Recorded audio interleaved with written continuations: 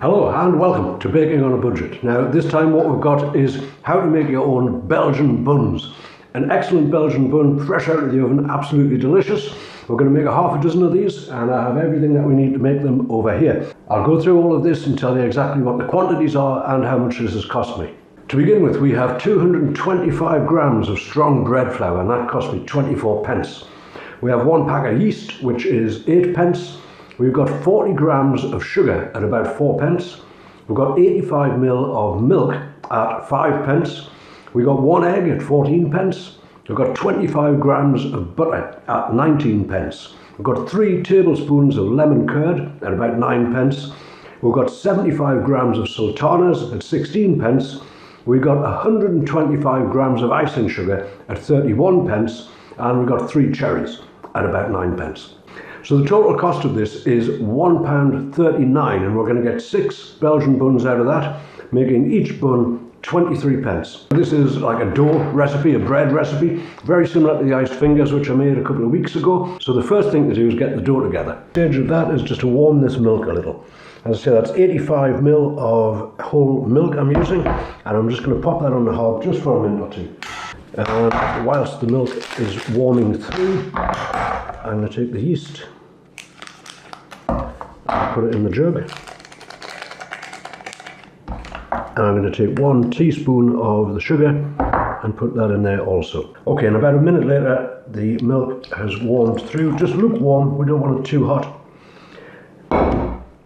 So we get that in the jug, mix everything together, and then I'll leave this for about 10 minutes, just until it blooms a little, and we are then confident that the yeast is good and active. So into the bowl goes our strong bread flour, as I say, 225 grams. We have 1 beaten egg, which is going in there, and we have the rest of the sugar. I believe that was 45 grams of sugar. A nice sweet dough this is going to be. I've just melted this butter down and that's going in the bowl also. Very good. Right, and the yeast is beginning to bloom, so I'm fairly confident that that is all well and good. So we'll get that in the bowl as well. Now, we just want to bring all this together. And I'll do this with a spoon to begin with, and then as soon as it's starting to hold together, I'll get my hands in. That looks a little wet actually, so I'm going to get some more flour and we'll see how this all goes. Yes, I think that'll need another small amount of flour in there, so I'll just put a pinch more flour in there and then we can start kneading the dough. That's okay like that, that's good. That's not too sticky, not too hard. Nice and soft.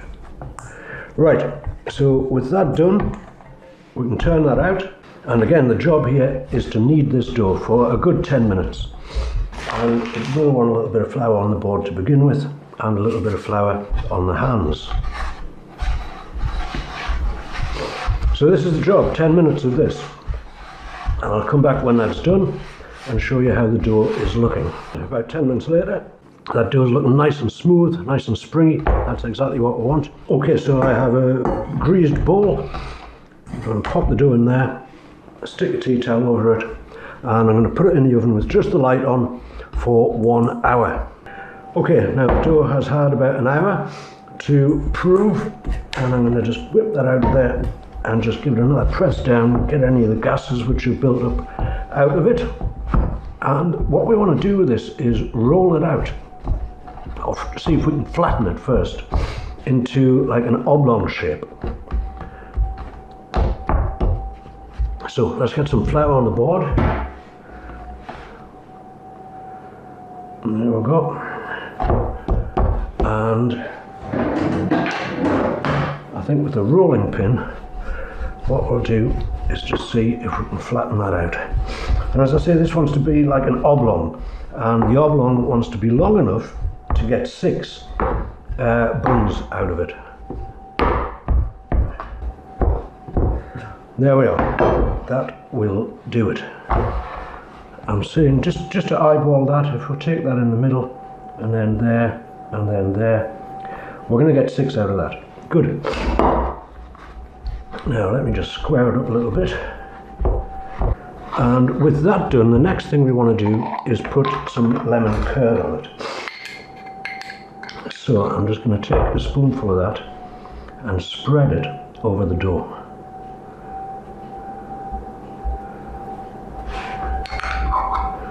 A little bit more.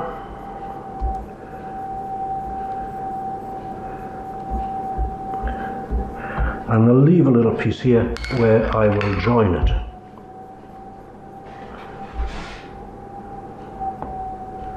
Right.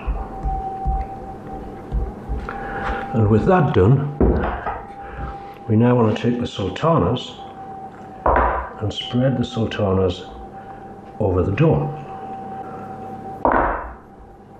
Very good.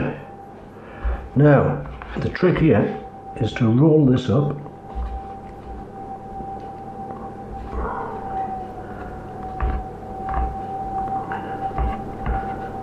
like so. It's very much like making the cinnamon swirls. I made some cinnamon swirls a while ago, and this is a very similar sort of operation. Now we just want to make sure that that's nice and tight there, which it is. Now we want to cut that in half, and we want 1, 2, like that. 1 and 2. And I'll just take that little bit of dough off the edge there. Okay, same with this one.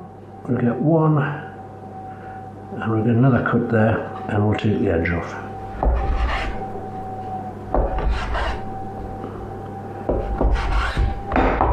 There we are. Right, they look good. Now they're going to go onto a baking sheet, and they're going to prove for another hour. Right, I've got them on the baking tray. Now what I'm going to do is just cover them with this tea towel. I'm going to set them aside for another hour in a warm place, just over there, and we'll come back when they are done and on to the next step. Okay, these have had another hour and they are looking pretty good. I'm going to stick them in the oven at 180 degrees centigrade, and they're going to stay in there for about 15 minutes. I'm going to keep an eye on them. As soon as they're nice and browned and expanded, they'll be good to go. And there they are. They've had a little longer than the 15 minutes. I think they've had about 19 minutes in the oven, but they are absolutely beautifully done. They smell delicious. You can smell the lemon in there. Absolutely beautiful.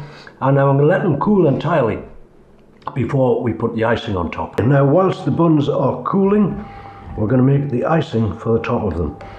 And I have in the bowl here, I believe it was 125 grams of icing sugar, and I've just put in there 1 tablespoon of cold water, and I'm going to mix this together and see how it looks. Looks like it may still be a little bit dry, so we'll try another half a tablespoon of water, and we just want to mix all this together until we get a nice stiff icing which isn't going to run off the buns, but is going to be able to be spread upon them. And I'm seeing that there. The touch for the Belgian bun is half a cherry on top. So there we have 2.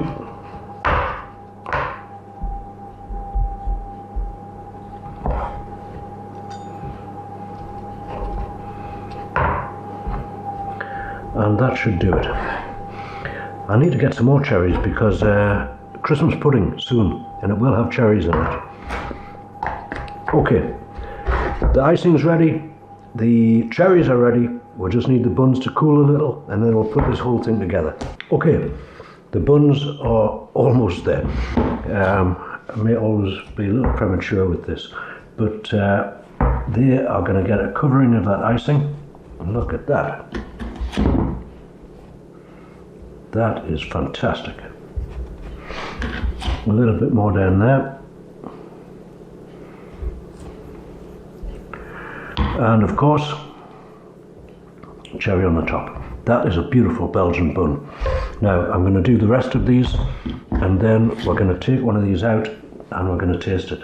Okay folks, look at this. This is one absolutely beautiful looking Belgian bun. Smells absolutely delicious.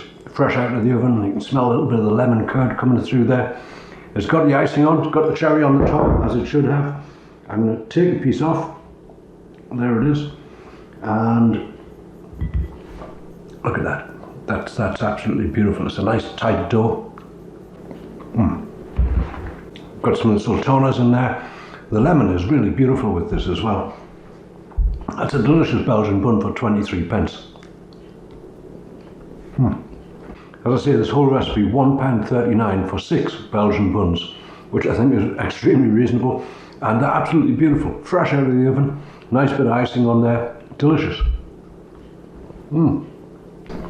Fantastic for a snack, cup of strong coffee with that, or tea, or whatever you would fancy. Really fantastic. A little bit of cherry on the top of this one, delicious. So there it is, how to make your own Belgian buns. Very inexpensive, fairly simple to make, and absolutely delicious. If you enjoyed the video, please do give it a thumbs up, and if you would like to see more videos of this nature in the future, very simple recipes, always delicious and always very inexpensive, then please do consider subscribing to the channel. In the meantime, I'm going to finish off the rest of this Belgian bun, and I thank you very much for watching.